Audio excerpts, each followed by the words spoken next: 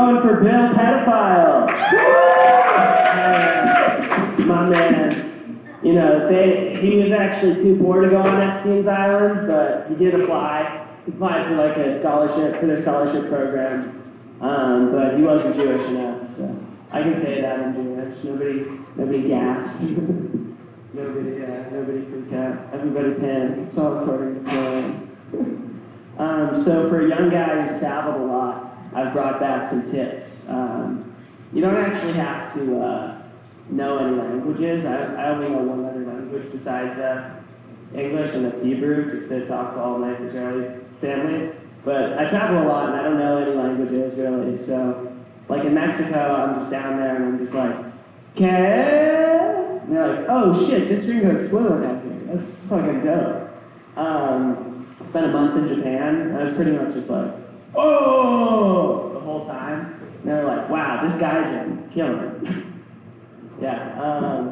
You go to Italy, and it's like, "Oh!" They're like, "Yeah, no, your food will be ready in a minute."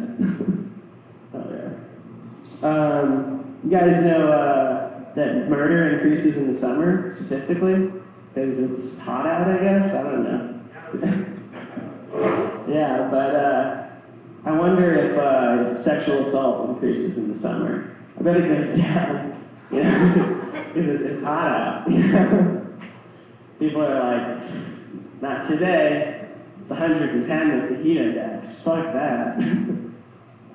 Maybe I'll hit like an air-conditioned movie theater or something, but otherwise it's too hot out for that. Yeah. Let's see. I was worried about telling that one. It didn't go over well at the other Kava bar. They're too PC laughed. They were like, "I don't think you could joke about that." I'm like, well, the whole point of jokes is they're not serious. You know? That's the best part about wokeness. It's just murdered comedy. You know, all these people I've never heard of getting Netflix specials. It's great. It's so great. Yeah, so I'm gonna get into some impressions. Lewis Black is fun. My dad was offering for me to go see him at McCurdy's, and I was like, "Nah, I already know pretty much what he's gonna be like." He's gonna be like, "Hey, I'm old and I'm still angry. You thought I was 70, 20 years ago, and now I'm really 70. Yeah, Lewis Black is great. I don't actually get, it sort of made sense, I guess, when Bush was president to, have somebody get angry at stuff. But, actually, no, it makes sense that he'd still be popular. There's more to be angry about now. Yeah, not to get too political, but anybody kind of yearn for the sweet stupidity of the Bush era? You didn't have anybody storming the Capitol. No one was trying to, pretend they were a dog or anything. Things were a lot simpler back then, You just had, a man with, who was on his second part, masterminding the current president. Dick Cheney. What an incredible guy. Yeah. I know kind of a local version of Dick Cheney, who my dad used to work with. His name was also Dick. I'm not going to say his last name. I don't want to incriminate him. But very cool guy, kind of somewhere in between a political fundraiser and a mobster. And, once went to jail for racketeering and stuff, didn't rattle anybody, went right back into the political machine like it was nothing. And he was maybe in his 80s, and he always had these young assistants that he'd be hooking up with. And one night he was drinking with someone, one of my dad's friends, and they asked him, what's your secret with these, really young women? You're in your 80s. And just one word answer, just super fast. He was just like, "Blowjobs." That's the secret, apparently, to having sex when you're older. Yeah, it's gotta be cool to have that much power. It's objectively wrong, but, you can't help but be a little impressed by that sort of just wanton display of, yeah. It's really something. So, oh yeah, speaking of impressions, I love Seinfeld. We got any fans of Seinfeld in here? Oh, that's what's up. Yeah, so Seinfeld's kind of like, what's the deal with airplane food? Do they make it out of the plane? And You know, what's the deal with bananas? I'm always shoving them in my ass, and whatever he talks about. I don't know.